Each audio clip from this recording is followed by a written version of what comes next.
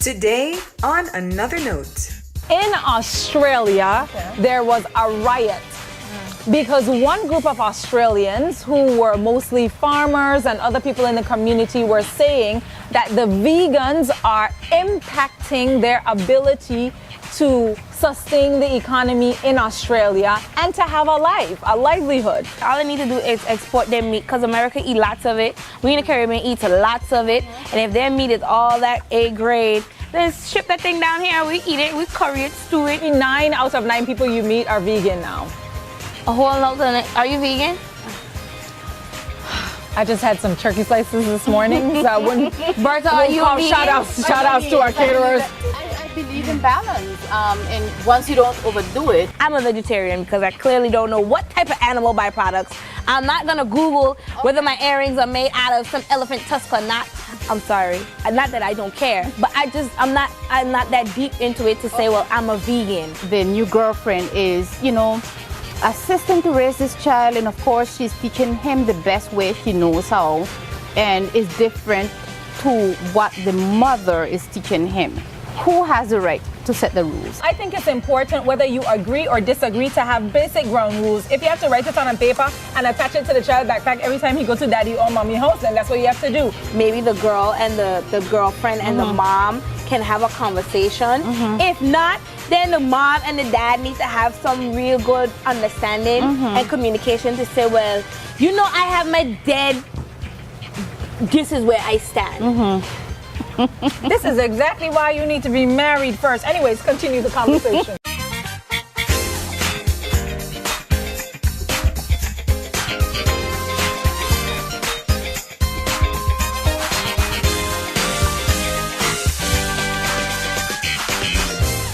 Now, on another note is not your average talk show, which is why you're watching. Yes. Ladies, how was the week? The week was short, it went by fast, and I'm glad for that. Good. Mine too. I think the last couple of weeks I've just been traveling and enjoying the last bit of my 20s. And then we have Virgin Gorda Easter Festival. Everybody thought it wasn't going to be as enjoyable as it was, but it really was with the time frame that the committee got. Okay. They did extremely well with the lineup on the weekend. Okay. Only thing is they need to bring back food fair on the Saturday of Easter, not the weekend before. No, that's a no. I've never been to a Virgin Gorda festival. Shame on you, blasphemy. Oh, blasphemy. Why Such not? Blasphemy. I don't know. I think the Easter thing, I'm a religious woman, but There's other things going on besides village, Okay. if that's what your concern is. That is Like my Sunday normally people go to church, they spend time with their family, and then there are a lot of people who go to the beach. There's a hat parade, which involves the churches, and then there's Easter egg hunt, which is hosted by the Lions Club for the kids. So that's a family function, which I participated in. Took my daughter to, okay. and made her play till she fell. I was like, yes! So leave early, child, so I can go out. I heard that perhaps next year there will be a gospel fest. So I think, like Bertha, I would probably attend the Easter festivities. They had a gospel fest the year of the 50th. Oh, did they? They did. It was the Friday, I think, the Good Friday evening, I think. But I mean, all is welcome. People just want to enjoy the holiday. And it's like, that's a time where a lot of people from the USVI come over to visit us. Yeah. So it's not even necessarily just for us per se, but there's a lot of tourists and visitors there, and they need something to do because they're... I know it's a big weekend for Puerto Rican boaters. So that's the weekend too. that they sail over and So they it's have full a really of people. good time. And I mean, although I love my belly, you just can't have all these bunch of people selling food. You need to have something else going on. Okay. So next year, we're going. Yeah, but I think just in general, I'm hoping that they add more family activities to our festival. So I remember when I was young, and I'm sure you guys would remember this, there was that grease pole race, there was a plat pole, there was the, they used to have like a swimming thing after Juve, like you would jump in the water and have these water You're not with it. What are you talking in about? town. No, I mean like in the not the wet fed. See this? But I mean, you need to call it what it is. No, but this was like where they would do these. The fishermen would do something small on the dock, and they would have all these little different things. So if they had more family wholesome activities, like a kite festival within the Virgin Gorda Festival. Yeah, would they have had the been kite really thing nice. down here though. I know, but I'm saying having one within the Virgin Gorda Festival. That's what I was talking about. Asking the Guyanese group who hosts that to come to Virgin Gorda and have it there because it's the same weekend and make it one big thing. I think that would be great. So if you're listening and you're a part of the Virgin Gorda Festival, rewind and write these things down. And they already got their save the dates out for next year, which is a plus. Oh, that's awesome. So they're already ahead of the game. Hopefully, they keep that momentum going, keep that energy up. Yeah, keep shout it the out to same. the committee. I'm not sure who's on there, but shout out Yeah, to you Lyra guys. George is the chair. I don't know if she's going to continue to be the chair, but so far so good. She had like a rough start with all the atmosphere and everything taking place, politically wise, but she pulled it off. That's and, awesome. with a small committee too, it wasn't as, the volunteers weren't as much. Right. Okay. Because everybody was so confused and, politics threw people, divided people, and people still were uncertain. You had some people who wanted it to fail, it seemed, and they still made it work, and it was really good. Like, I haven't enjoyed myself at a village in a long time. I think I enjoyed myself way too much. Okay. So if you see my picture out there, that's not me. It's my twin sister. Alter ego, everyone. It definitely was. There you go. I would have so let me ask this, because Easter weekends are known for a specific food diet. So there is no meat during the Easter weekend. What weekend? That's a good question. So what happens in Virgin Gorda during the festival and during Easter? Are y'all eating saltfish and dukana? Of course. Well, not necessarily dukana, because you have, let's keep it real. Dukana is more of a Antiguan, Blasphemy. or the Bajans call it conky. St. Kitts, they call it conky as well. Okay, well, here indigenously in the BVI, I don't know us to necessarily serve dukana. We serve it with provisions, which is sweet potato, dumpling, pumpkin or whatever. There's a few random people who like their saltfish with white rice, but Well, the first What is one wrong with y'all? White rice and saltfish? Oh, come on. white rice and saltfish, hello. So for the Good Friday to observe it, like that's the day Jesus died. So we don't eat anything with blood. And there's like this saying amongst the older folks, the elders, something about your pot. Some of the pot that started to bleed. Some scary. I heard that one I before. see that at Kareem Hall. Big ups to bilingual. I swear I see something like that. If he didn't post it, then I heard him say it. So and so we don't eat any red meat or anything with blood. No chicken, no meat, no steak, no nada. No. It's just saltfish. We don't even really eat fish or cornfish. Some people eat cornfish. And we just eat that all day. And in my house, I had to tell Mommy, don't eat until after 3 o'clock. And she was like, really? Who told you that? I said, Mommy, if Daddy was here, we would not be eating until 3 o'clock. We would be fasting until after church. So yeah, but I think those are things that can be incorporated into the Virgin Gorda Festival to make it even bigger. You can have that particular one day, that Good Friday, where it's the saltfish eat out, and these different people do different really unique things with the saltfish. And those are some on really Saturday nice because things nobody to goes out on incorporate. Friday. We go to church and we stay home, and then Saturday, Sunday you turn up. Which is why that Gospel Fest will be, which is why the Gospel Fest But that's will be why really VG good. people were funny, because even the Christian religious people, they didn't want to do anything on Friday. Friday is like, that is Jesus' day. You stay home, you go to church, or if you don't stay home, you go to church with your family and you eat and you stay in your bed. You don't do nothing. Staying on a very important topic of food, let me ask a question, because my girls were asking the question, is this religious or is traditional that you don't eat meat during the time of Easter and the celebration of the crucifixion of Jesus Christ? Is this religious? It's traditional. It's not religious. For us, it's both. No, it's not. It's actually just a tradition. So it's out of respect. So it's our culture. It's the various cultures just paying respect because Yeah, but Jesus it's because has shed of his a blood. religious event. It stemmed from a religious event, but it's not. It is not a religious sacrament for doing it. For us, I find it is. Because we don't We do it do any it other time. religiously. That's only how we could use We got it. other religious holidays, and we don't practice any special dietary needs. Yeah, but I think that one Because if comes who ain't had tied to saltfish it. on Friday, what's wrong with you? Your logic? But good. I'm glad that we're talking about saltfish because this helps me to segue into an interesting article that I read a couple weeks ago. Okay. In Australia, there was a riot because one group of Australians who were mostly farmers and other people in the community were saying that the vegans are impacting their ability to sustain the economy in Australia and to have a livelihood. Because these farmers are now realizing a decrease in sales. Okay. They're realizing that the people are now not eating meat, and they're farmers who have greens and meat. So they're cows, they're, goats, they're all these different meats. And in Australia, they have a lot of different types of meat. They're known for their steaks. Really good beef. Their Angus. barbecue. I mean, they are no. So now having this influx of vegans, they're saying this is a problem for the Australian economy. What do you guys think about this new influx of? I feel like everyone I met, every 9 out of 9 people you meet are vegan now.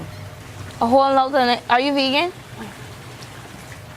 I just had some turkey slices this morning, so I wouldn't. Bertha, are you call vegan? shout outs to our caterers. I believe in balance. And once you don't overdo it, because you hear so many things over these days.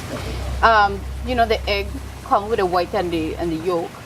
And you hear some people telling you that the yolk is Full of cholesterol. And I believe that God gave you 2 of them together for you to enjoy. Just don't overdo it. You can't have 4 and 5 eggs every day, but they're there to be enjoyed. And nowadays you hear that. Oh, so you mad? You mad because people have egg white omelets? By no means. But you have to basically decide for yourself what you're gonna do. Now people are saying that cow milk all of a sudden and it's not good for you. When I grew up hearing that cow milk good for your bones, teeth, nails, hair. Well, who said milk ain't good for you? Girl, everything have a season that is not good for you. No. Air won't be good for us next week, people. Wait, that's true. Listen. But no, I think it's the way that they make the food now and the ingredients. They realize over time these things have an issue, and if we're not doing. If we're not fulfilling the whole cycle of life properly, if I only like milk and I'm gonna eat milk 24/7 and I ain't drinking no water, then that's a problem. Hence my because point. milk have yeast, yeast in it. And I think that's exactly how the craze started with vegans and vegetarians, is that it became a health issue for some people, and then doctors and scientists started doing studies and realized that heavy meat eaters had a shorter lifespan or were more likely to develop cancer, diabetes, hypertension. I mean, I don't really various agree with all of forms that. I just think that diseases people are after doing different. tests. Well, these are the results of tests, and that's what started this health craze. If you would have more greens in your diet, if you would have more, and then it turned into actually you only need to have that. And opportunists, sorry to call vegans opportunists and vegetarians, but I'm saying it became an opportunity for the industry to now propel itself and to make some really good money, because now it was the thing, it was a topic of choice and concern, and you could piggyback off of it. But Well, that's okay. I don't think necessarily that too. But first of all, Australia, all they need to do is export their meat, because America eat lots of it. We in the Caribbean eat lots of it. And if their meat is all that A grade, then ship that thing down here. We eat it, we curry it, stew it, put it in a colony. Broil it. Like I mean, but if we'll we're eat being it for you. realistic, if we're We'll being barbecue realistic, it. Adriana, it's not everyone can do that, because Sauces can use some ribs, thank you. We'll don't eat the understand. kangaroo too if that's what you serve. We'll try it. But I don't understand where the riot come in though, because if I want to eat meat, that's my business. Where the riot come But in? if you're a small business owner, Bertha, and then your entire village has now, most of that village has now turned to a vegan lifestyle, you can't just throw your cows away. This is how you make your money. So it's become a problem for business owners. So who doing the riot? The vegans or the farmers? The farmers. The farmers. Okay. The farmers are rioting and basically saying the vegans are infecting one another. because they're spreading. So more and more people are no longer eating meat. And to be honest, we're seeing that even right here in BVI. Yes. Me drinking my carrot juice. Anyway, Clearly. like no, but let's clear up this vegan term. First of all, a lot of these people ain't vegan; they're vegetarian, because vegans don't wear animal byproducts. They don't wear makeup that's been tested on animals. They don't want nothing to do with anything that has anything remotely close to leather or wool or anything that came off of an animal. So you'll be like, I'm eating a salad, but you're wearing leather pants. Like, I don't understand. You're wearing leather shoes. You're wearing a crocodile belt. Like, you're clearly not a vegan. You're a vegetarian, ma'am and sir. You're a vegetarian. Like, I'm a vegetarian because I clearly don't know what type of animal byproducts. I'm not going to Google whether my earrings are made out of some elephant tusk or not. I'm sorry. Not that I don't care, but I'm not that deep into it to say, well, I'm a vegan. Unless you want to say you're eating like a vegan diet, and even then you could say that, but to label yourself as a vegan, then it's a little bit different. That's commitment. It is. It does take a lot of commitment. Another article that I read, because I found that Australian article so interesting that I started looking up what are the economic impacts globally of this new vegan craze. And this article that I read, these ecologists started equating the heavy influx of vegans with environmental impacts. And they're saying in 2050, if we continue to have a vegan culture, that our environment will be much better off for it, because they're saying it is no different than the environmentally ecology that we're trying to now promote. So they're basically saying we need to go green in all ways, in the foods that we eat, in the way we take care of our environment, because our Mother Earth is going to be better for it. A lot of the processing of the meat, the cooking of it, the raising of it, a lot of that takes chemicals, it takes other things that deplete the ozone and that are really harmful for our environment. Whereas if we turn into a green eating world, we have to plant more trees, so our oxygen levels are going to be a lot better. We'll care more about having a lot of green around. And they're saying, actually, this is a great thing. This is a great thing. But I'll be very honest. I don't know if it's holistically a great thing for us all to be vegan, or for this vegan craze to continue, because I mean, I don't think, first of all, I don't really think there's like necessarily a vegan craze, because there's a whole lot of people who are doing a keto diet, and the keto diet rely heavily on eating meats, proteins, and your veg. So I think if you have a balance, it depends on your blood type, it depends on your family history. Like somebody said that we don't have, oh my God, what was it? It was, anyway, I can't remember. Something about our family history. We don't have issues health-wise with that. We don't pass on diseases, we pass on the recipes, the food that we eat, right? So if you say that your mother had cancer, it's like, oh my God, I'm going to be in line for getting cancer. Not necessarily, but if you still eat the way that your mother taught you how to cook, then you might just be in that pathway. So if we change up how we do things, if we break certain traditions and incorporate more greens, or even if some people, because I know some people who became vegetarians and vegans and they had to start eating meat because of what it was doing to their bodies. So don't just say, well, I'm just going to jump on the vegan craze. I'm drinking carrot because I want to lose 10 pounds before my birthday. Not necessarily because I want to save the... That's an important point. I want to save meat. That's an important point. Go ahead, Bertha. No, I was going to say, I can't connect how, if I eat a piece of meat from time to time, that's going to affect the environment. You know, I agree that you have to plant more trees and all of that good stuff and going green. But you know what, my diet per se has to do with the environment. Somebody will have to break it down for me. No, but you have a need. If you need, like Angela said, if you need veggies, I mean, if the grocery store run out of vegetables, then it wouldn't hurt you to plant your own. It wouldn't hurt you to plant a tomato. She wants to know the impact on the environment. No. I want to know impact in the environment. Both, because I spoke about a balance when I spoke earlier. I believe in a balance. So they were saying if you go totally vegan, that would improve the environment. And I'm saying, So, I totally don't see vegan as in if most of the world eats greens as opposed to meat, not meaning if every person stopped eating meat, not that. So I having don't a think they have balance to is be still a vegan to good do thing. that. Just say But they're more saying, people need to eat greens. yeah, and then what has happened, if we're honest, let's think about it. A couple years ago, steaks and the quality of meat was a big thing. The craze then was kosher. Everything needed to be kosher, grass-fed, and we were all about that. So now they're saying, actually, it doesn't matter if it's kosher or not. It is harmful to animals. We want to be pet-friendly. We want to be conscious about the animals who are around us because some of these animals are extinct. Sometimes hunters, we don't always obey. We have lobster season here. We have turtle season here. Yeah, you could still have lobster and turtle outside the seasons because not everyone obeys the rules of law. And we're seeing a lot of the decline in the reproduction in some of these animals. But on top of that, most meats require some heavy form of antibiotics, all kinds of things are put into the meats in order to make them healthy and sustainable enough for us to eat it. And that is affecting our bodies, is what these reports are saying. So if we go back to eating a more green, vegan, vegetarian lifestyle, we will be healthier as a people, and it will also impact our entire community because now you don't have to worry about your lifespan being shortened by all these extra things that they have to put into the meats. Plus, greens make you use the bathroom, so we need some greens. Because if you have problems in that area, can't use the bathroom, some kale will help that, or something.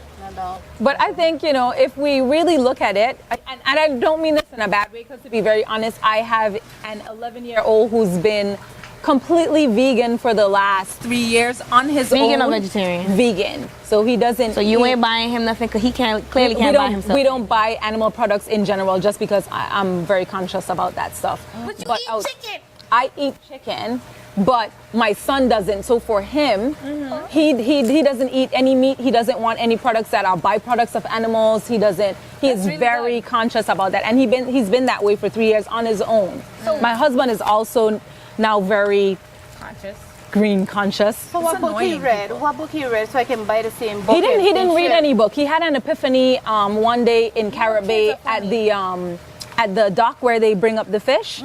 His grandmother bought some fish. They went home. She started to fry the fish, and he turned to me and his dad and said, did they have to kill this fish? I'm thinking you saw the fisherman with the fish, clearly. Somebody killed it, And then he started asking questions. Where did hot dogs come from? Where do hamburgers come from? Where does this come from? Did they have to kill all these animals? And literally at that moment, he stopped. He said, I don't want to eat any more animals that we kill. Yeah, let me tell that to Isabella. And he stopped. And everything. Eggs, everything. He's like, I have to find the right vegan category he fits into because he will drink milk because it doesn't harm animals. So he looked at the process. He looked at the process of how milk is being processed, and he said, okay, so this isn't harmful. They don't kill them. They don't have to give them all these extra. So there are certain types of milk that we buy because those ones don't have all these extra things in it, and they don't do harmful things to them. So he's like, okay, I can drink this milk because they don't do harmful things, but so you let him drink whole milk. I forgot the brand, but there's a particular milk that he doesn't mind drinking. But I think I see the craze happening right here in the BVI. I really think it's a good thing that we're being health conscious, but I want us to be very careful as a community because a lot of times these fads and fashions and craze happen and we follow them without knowing exactly we don't do any research. How, what is best for us, what's not good for us, why all of these things are happening. We're going to take a break. We'll be right back on another note. The new girlfriend is, assisting to raise this child, and of course she's teaching him the best way she knows how, and is different to what the mother is teaching him. Who has the right to set the rules? I think it's important, whether you agree or disagree, to have basic ground rules. If you have to write it on a paper and attach it to the child's backpack every time he goes to daddy or mommy house, then that's what you have to do. Maybe the girl and the girlfriend and the mom can have a conversation. If not, then the mom and the dad need to have some real good understanding and communication to say, well, I have my dad. This is where I stand. This is exactly why you need to be married first. Anyways, continue the conversation.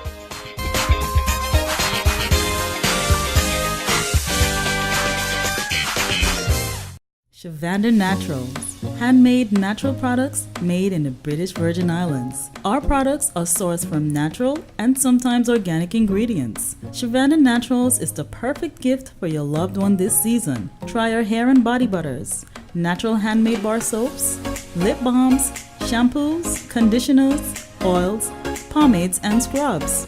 Also available for wholesale to hotels, bed and breakfast, as well as retail markets. Call us at 443-5404 or send us an email at shavanda@gmail.com. At Horizon Catering, we deliver the highest quality food, innovative presentations, and professional services. We know how important catering is to your event, so we cut no corners to ensure a satisfying and memorable event. We can turn your next event from the ordinary to the extraordinary. For the highest quality food, innovative presentations, and professional services, call Horizon Catering at 284-499-2132 or 499-2142.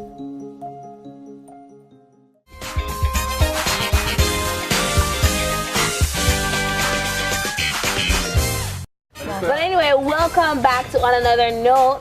All this vegan talk got me hungry because I'm the only one sipping on carrot juice, clearly.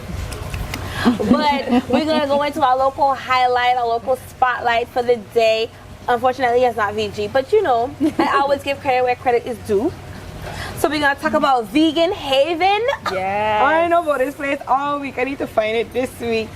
Clearly, it's at the Totola Pay Park. It is across from it, yeah. Right, and it's like right when you're going on the main entrance past Banco Popular. It should be on the left-hand side. It's a food truck. It's owned by Jerry Joseph. Yes. Right, so you could get all your non-animal eats there, clearly. And vegan, I'm hoping it mean like some good quinoa, some good couscous, some good stir-fry eggplant, and zucchinis and all the things that I love. Because you know when some people serve vegan food, sometimes it end up just being like a whole bunch of tofu and things that I don't really care Bland, for. very bland. Not necessarily bland, but it still has some type of processed something to it. And when I think of vegan, I always think of like fresh veggies and fruits and maybe greens and beans.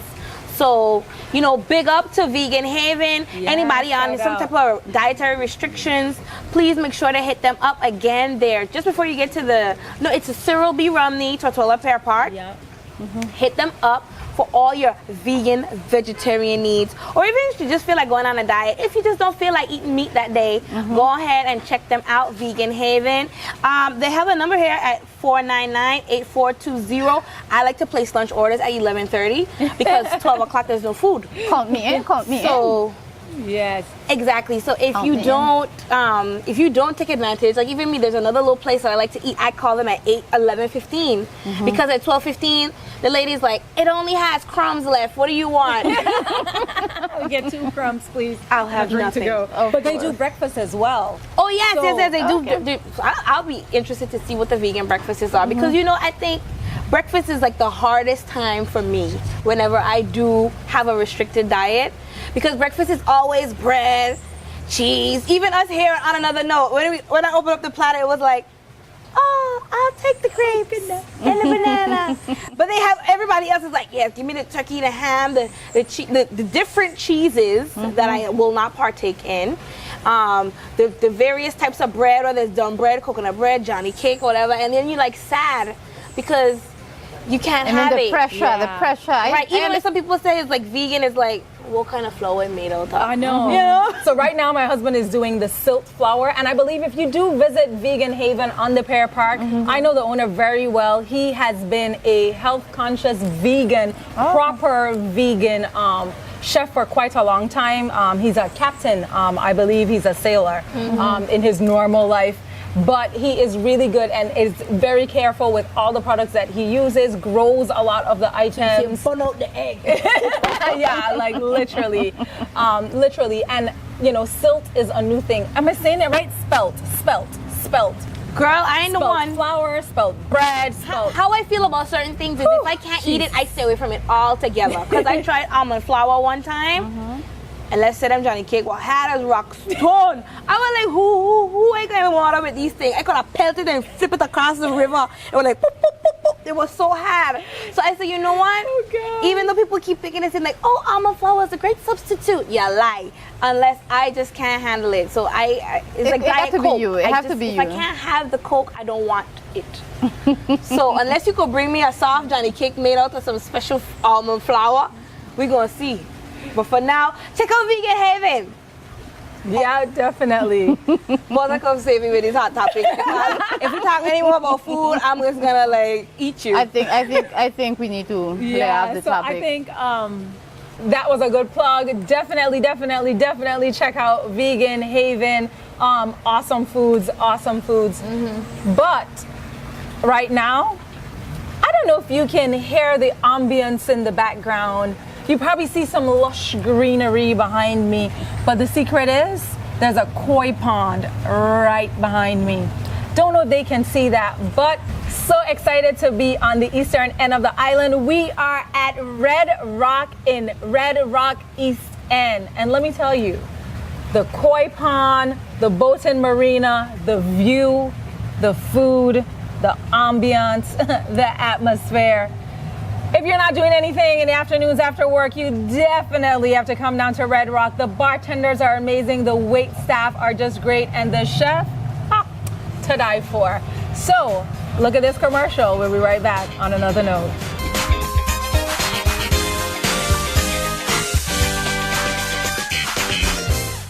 The BVI's best waterfront dining experience. Red Rock Restaurant and Bar, run by 3 generations of the Penn family, is nestled on the waterfront at Penn's Landing Marina. Visiting guests are treated to an elegant, fine dining experience with reasonable prices, generous portions, friendly service, and a relaxing ambience. We serve Caribbean international cuisine made with freshly caught seafood, organic and hormone-free meat, and locally sourced vegetables. Red Rock Restaurant and Bar is perfectly located for visiting yachts and the boating community with easy access to the water via the nearby marina. Join us for dinner or more overnight in Fat Hogs Bay, or simply jump in the tender and stop by for a bite and a refreshing drink. If you want to stay at the bay, Penn's Landing Marina has moorings and docking facilities and a gas station for refueling. Red Rock Bar and Restaurant is a uniquely versatile dining spot. The terrace is perfect for romantic candlelit meals in the evening with a spectacular view of Fat Hogs Bay. The bar is fully stocked with ice-cold beers and boasts the most impressive selection of malt whiskeys on Tortola. If you want to socialize and mingle or visiting with family and friends, come on down to Red Rock Restaurant and Bar. We can't wait to see you here. At Blossoms, our floral experts use their creative flair to design beautiful and exotic bouquets. We are the on-island wedding experts, and for boating enthusiasts, we can help you to add a touch of floral elegance, life, and color to your yacht, mega yacht, or super yacht. You can also find a wide variety of silk and dried flower designs, fresh cut flowers, local flowers, tropical blooms, fruit and gourmet baskets, chocolates, balloons, both helium and air-filled, various gift items, and an assortment of plush animals. With a floral experience spanning over 28 years, we have earned a reputation for excellence both locally and internationally. We've even worked with celebrities. At Blossoms, we continue to deliver smiles and watch our customers bloom.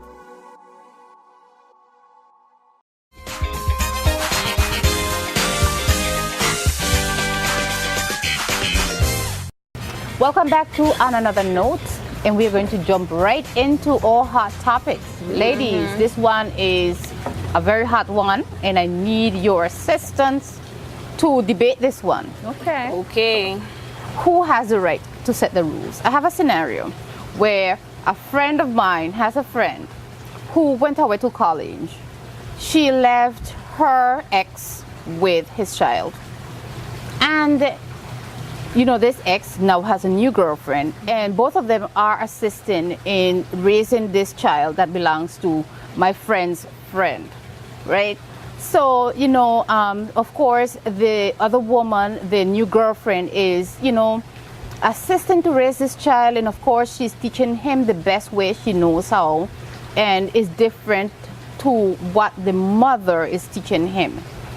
I have a question. Who would have the right to set the rules? Child, y'all better pan in on my face. This is exactly why you need to be married first. Anyways, continue the conversation. You're going to set up Adriana, And pan in on me. You're going to set up Adriana. And this is why the divorce rate is 60-40. So it's so happened that this child has two moms, basically. Who has the right to basically call the shots when it comes to? What do you mean, who has the right to call the shots?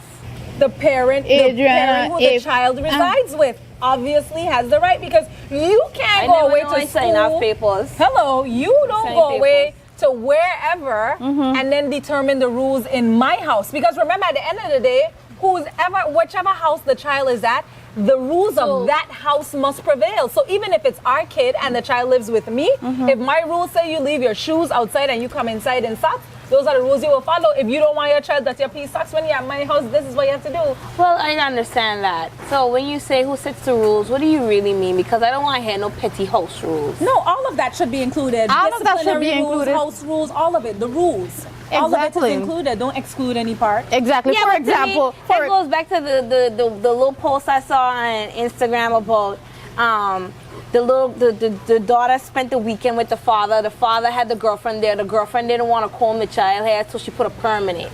The child go back home to the mother Sunday night or Monday morning with the child hair leaving the house natural on Friday, and she come home with straight hair on Monday.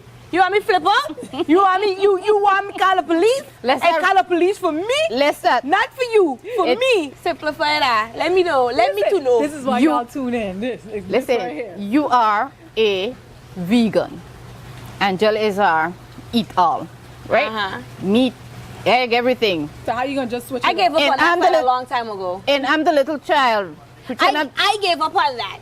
Because I was like, oh, I'm just going to be giving my child all these vegetables and all this good stuff. And next thing you know, I hear, Isabella, what did you eat this weekend? Daddy, give me hot dog. So, I completely give up on that. I can't win that. Honestly. So in other words, you're saying that you agree with what the other mom is giving me. I mean, certain things you just have to be realistic. If you don't have no control over it, you're physically not there, you can't say it. Okay. If you ask the child what they do and this is what happened, I mean, certain things, the children are going to be, they're people anyway, they're individuals, and they have their own taste and style, and they'll gravitate to what they like more. If they feel they get away with murder with this one parent and then this other parent is strict, whether it's a step parent or the dad's girlfriend, they will still look at it as a parent or an adult figure that they need to show some sort of respect to. So that's fine. I mean, hopefully if they're close-knit enough that maybe the girl and the girlfriend and the mom can have a conversation. If not, then the mom and the dad need to have some real good understanding and communication to say, well, you know, I have my dad, this is where I stand. Before we get to that extreme, I think this is why it's so important, and take this as a lesson for our viewers. It's really important for us to know who we're lying down with and procreating with. Yeah. Because a lot of times, some relationships don't work out. And we never think about what happens after it doesn't work out. That person isn't going to stay single forever. No. You aren't going to stay single forever. Correct. Your child is going to be in the middle of that. So I think it's important, whether you agree or disagree, to have basic ground rules. If you have to write it on a paper and attach it to the child backpack every time he goes to daddy or mommy house, then that's what you have to do. Those I mean, you can do that too. Rules, they ain't gonna do nothing. But they don't have to. I know, but the basic ground rules will at least show that, okay, you know what? I don't give him anything to eat after 8 p.m. because he'll wet his bed. Right. You know, I would really prefer that we minimize candy. If you do give him sweets, just keep it at a minimum. Blah, blah, blah. Yeah. Set some ground rules that you guys can agree on wholeheartedly. And then when the child is at that parent's house, give that parent the benefit of the doubt to raise their child. However, there are instances where the other half of the person catch these hands. the other half of the person who Go raise is your not own the child. parent, intervenes. And I think it is so important that you girlfriends and boyfriends of persons Look who at have the mother that children- stabbed the boyfriend she walked in on the boyfriend molesting the child. Or- he was or gonna the- catch these hands. What do you mean? I think it was in Chicago this suppose week it where was the two father. children died because the girl went to work and her boyfriend beat her 2-year-old and her 5-year-old to death because they were crying or whatever the case was, and he just couldn't take it. So we need to be very conscious about the environments that our children are left in. We need to know whether you want to introduce your girlfriend or boyfriend or not. We need to know who you seeing. Because there's nothing wrong with going by grandma's house. Shoot. And not only that, if you're going to have a relationship with your child, whoever is in your life needs to know the ground rules we have. Or you catch these hands. Do it again, Adrienne.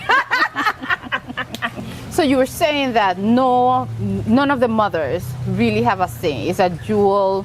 I think everybody needs to have a communication. Even that person who's with the man or whatever the case is, she should understand who her man is.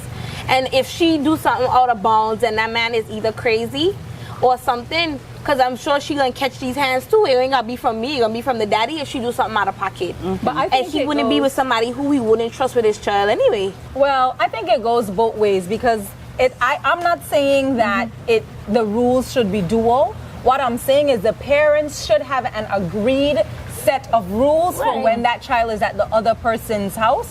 So even if the child predominantly lives with Adriana, daddy is also supposed to have some rules. These are some things that I do not want my child to engage in. That I do not want my child to dress like. I don't want to see Isabel in no pum pum short, and I don't want her belly out, and I don't want her. I mean, and we do have these conversations in real life. And those are some genuine rules that irrespective of who that child lives with, you should have as parents. But I believe the rules of the house where the child is at that particular time That person should say still what their rules should are. prevail, and those rules will be different to Bertha's rules. At my house, we eat everything on the plate. You don't have a choice. At daddy's house, daddy gonna say, what you feel like eating? At mommy's house, what we cook is what you eat. You know, whatever those rules are. If you in mommy's house, you do something bad, you get spanking.